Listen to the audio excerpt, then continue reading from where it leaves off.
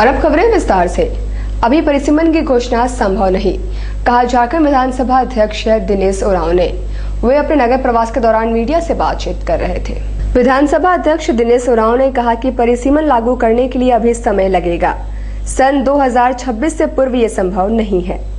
इसके अलावा दल बदल कानून को लेकर बाबूलाल मरांडी द्वारा अपने 6 विधायकों का भाजपा में जाने की जांच की मांग पर उन्होंने कहा कि शपथ पत्र दाखिल करने को कहा गया है। आप लोगों के तरफ से जो विषय का उल्लेख किया गया है, निश्चित रूप से 10 शेड्यूल के तहत जो जेवीएम के 6 विधायक जो मर्ज कर गए बीजेपी में, उनके संदर्भ में उनके द्वारा जो भी विषय आया है, बाबूलाल जी की तरफ से जो विषय आया है, दोनों तरफ पक्ष और विपक्ष का जो विषय आया है उसको हम अपने स्तर से दिखवा रहे हैं।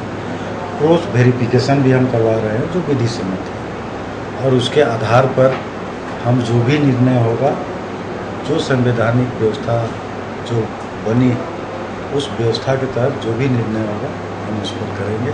अभी इसमें समय लगेंगे। सदन में जो बैठ रहे हैं तो क्या भाजपा के अभी सदन में देखिए, सबसे पहले जब आसन उनके द्वारा दी गई सभी विषयों के संदर्भ में तहकीकात करने के बाद प्रथम दृष्टिया हमने उनको भारतीय जनता पार्टी का के रूप में उनको सीट आवंटित किया, बैठने की व्यवस्था दी है, और वे अभी भारतीय जनता पार्टी के सदस्य के रूप में सदन में बैठ रहे हैं।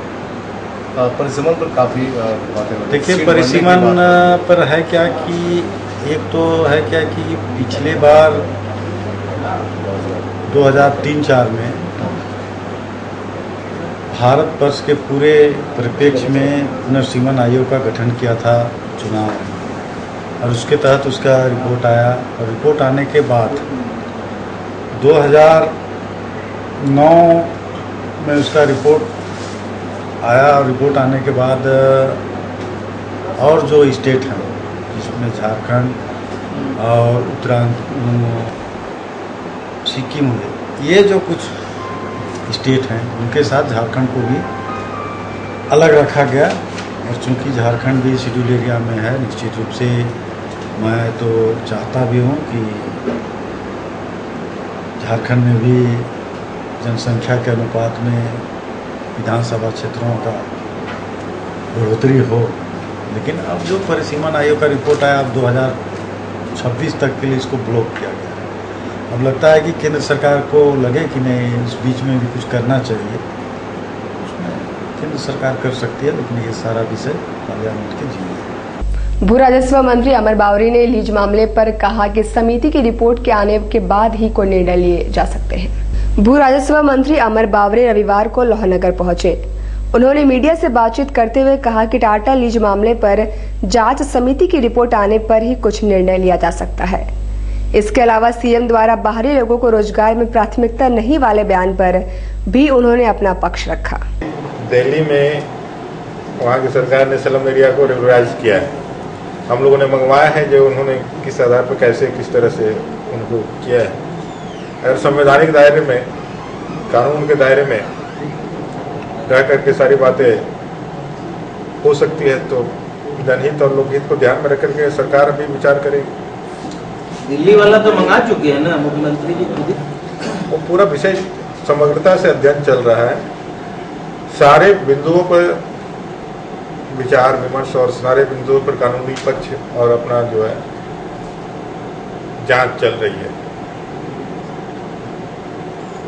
मालिकाना भी दिया जा सकता है, चल रहा सारा विषय हम लोग प्रक्रियाधीन है। हम यही कहेंगे कि भाई वो सारा विषय विचार में है, सरकार के ध्यान में, सरकार विचार कर रही है, और माननीय मुख्यमंत्री जी खुद है इसमें, तो आप लोग ज़्यादा आश्वस्त रहेंगे। उनके आप गृह क्षेत्र के पत्रकार बंधु सब हैं, तो फिर माननीय मुख्यमंत्री जी ने जो भी कहा था वो संवैधानिक दायरे के जिस पद से वो बोल रहे हैं और जो उनका रहा है कमिटमेंट रहा है, उसकी गंभीरता को नहीं समझ करके लोग अलग उसका अलग मीनिंग, अलग डिफिनेशन निकालते हैं। उनका सिर्फ एक कहना था, जो तृतीय चतुर्थ श्रेणी के नौकरियों में स्थानीय लोगों को प्राथमिकता मिलेगी, लेकिन सभी राज्य अपने वहाँ के मूल निवासियों के लिए, स्थानीय निवासियों के लिए प्राथमिकता के आधार पर कुछ न कुछ व्यवस्थाएं संवैधानिक दायरे में की है। अगर झारखंड में भी माननीय मुख्यमंत्री जी वो संवैधानिक दायरे में रह करके यदि करना चाहते तो इसमें क्या गलत करना चाहते हैं। झारखंड का निर्माण किस लिए हुआ था बिहार से अलग? एकीकृत बिहार ही अलग ठीक था। अलग करने के पीछे यही मंशा रही थी कि यहाँ के लोगों को कैसे डेवलपमेंट हम कर सके, कैसे उन लोगों को ज़्यादा से ज़्यादा मौके दिए जा सके, अवसर पैदा किया जा सके। और उस संदर्भ में यदि उन्होंने कुछ कहा है तो उसका अलग मीनिंग नहीं निकालना चाहिए। गृह रक्षक यानी होमगार्ड के जवानों ने बैठक के जरिए अपनी मांगों के समर्थन में आंदोलन की रूपरेखा तैयार की है। बैठक में होमगार्ड जवानों की प्रतिनियुक्ति में हो रही धांधली और भ्रष्टाचार पर चर्चा हुई। साथ ही 13 अप्रैल को रांची में प्रदर्शन और 14 अप्रैल से अनिश्चितकालीन हड़ताल का निर्णय लिया गया। उनका नेतृत्व विनय कुमार कर रहे थे। झारखंड के 12 जिलों में इतनी जोरदार भ्रष्टाचार बढ़ गई है, इसको खत्म करने के लिए हम लोग रांची 13 अप्रैल को मुख्यालय घेरेंगे। अगर हम लोग की समस्या को अगर सही ढंग से अगर नहीं देखा गया तो 14 अप्रैल को हम लोग अनिश्चितकालीन हड़ताल पर बैठ जाएंगे। झारखंड राज्य अराजपत्रित महासंघ की बैठक में समायोजन की मांग को लेकर आंदोलन की रूपरेखा तैयार की गई। झारखंड राज्य अराजपत्रित महासंघ की बैठक में समायोजन को लेकर मंथन हुआ। जनसेवकों को लेकर सचिवालय के समक्ष अनिश्चितकालीन हड़ताल की रूपरेखा तैयार की गई। झारखंड राज्य अराजपत्रित कर्मचारी महासंघ के हम राज्य सरकार से मांग करते हैं कि ये जो कोल्हान प्रमंडल में जितना ग्रामीण प्रसार कार्यकर्ताओं को समायोजन नहीं करके पुनर्नियुक्त नवनियुक्त किया गया है, इसके खिलाफ हम गोलबंद होंगे। और इसके तहत हम लोग का अगला निर्णय ये हो रहा कि कोल्हान प्रमंडल के समक्ष 1 दिवसीय भूख हड़ताल और सरकार को अल्टीमेटम सौंपेंगे। यदि उसके बाद भी कार्रवाई नहीं होती है तो अनिश्चितकालीन राज्य मुख्यालय में सचिवालय के समक्ष हम लोग भूख हड़ताल करेंगे। ईस्टर के मौके पर विभिन्न गिरजाघरों में ईसाई समुदाय के लोगों ने आराधना किया और कब्रिस्तान जाकर अपने पूर्वजों को याद किया। ईस्टर के मौके पर ईसाई समुदाय के लोगों में काफी हर्ष दिखा। शहर के विभिन्न गिरजाघरों में प्रार्थना सभाएं हुई और प्रभु यीशु मसीह के पुनरुत्थान पर खुशी व्यक्त की गई। इसके अलावा पारंपरिक रूप से ईसाई धर्मावलंबियों अपने पूर्वज के कब्रों में जाकर मोमबत्तियां जलाकर उन्हें याद करते हैं।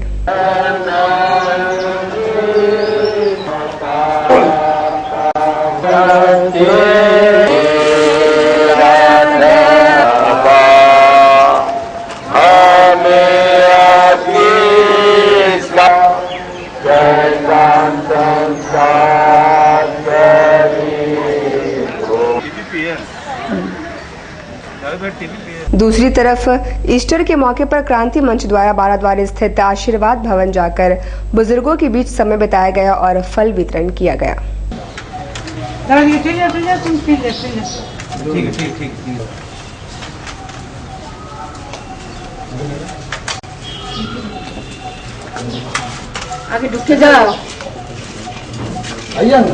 आज हमारे जमशेदपुर के क्रांतिकारी मंच के युवा साथियों के द्वारा आज इस ओल्ड एज होम में फल वितरण का कार्यक्रम रखा गया है और उसी के तहत यह कार्यक्रम चलाया जा रहा है। सभी लोगों के बीच में फलों का वितरण किया जा रहा है और मैं आज इस अवसर पर अपने क्रांति मंच के तमाम युवा साथियों का धन्यवाद और आभार प्रकट करना चाहता हूं कि आज जो समाज के युवा हैं, जो समाज की सेवा करना चाहते हैं, और मैं समझता हूं कि क्रांति मंच जिस उद्देश्य को लेकर बनाया गया है कि समाज में हमें सेवा करना है, समाज के बीच रहना है, और आज वह आप इस तरह का जो सोशल वर्क है इसका परिणाम आज आपको आपके सामने देखने को मिल रहा है। और पूर्वी सिंहभूम जिले के पारा शिक्षकों ने जुबली पार्क में रविवार को बैठक कर आंदोलन की रूपरेखा तैयार की।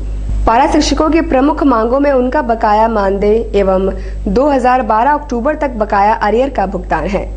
बैठक में जिला कमेटी के पुनर्गठन पर भी चर्चा हुई। उनका नेतृत्व झारखंड राज्य पारा शिक्षक समन्वय समिति पूर्वी सिंहभूम के सचिव सुमित कुमार तिवारी कर रहे थे। तो धरना में बैठना चाहते थे और अपना मांग पत्र देना चाहते थे माननीय मुख्यमंत्री को, और जिसको विभाग द्वारा दबाया गया और ये कार्यक्रम हम लोग को नहीं करने दिया गया।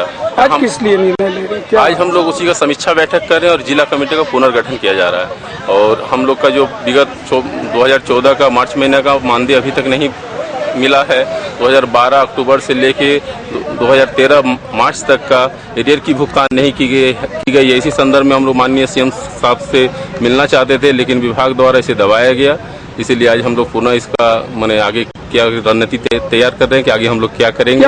मुख्यमंत्री द्वारा तृतीय एवं चतुर्थ वर्गीय नौकरी में राज्य से बाहर के लोगों को प्राथमिकता नहीं देने के बयान पर विरोध जताते हुए बारेडी बाजार में झारखंड विकास मोर्चा के कार्यकर्ताओं ने उनका पुतला फूंका।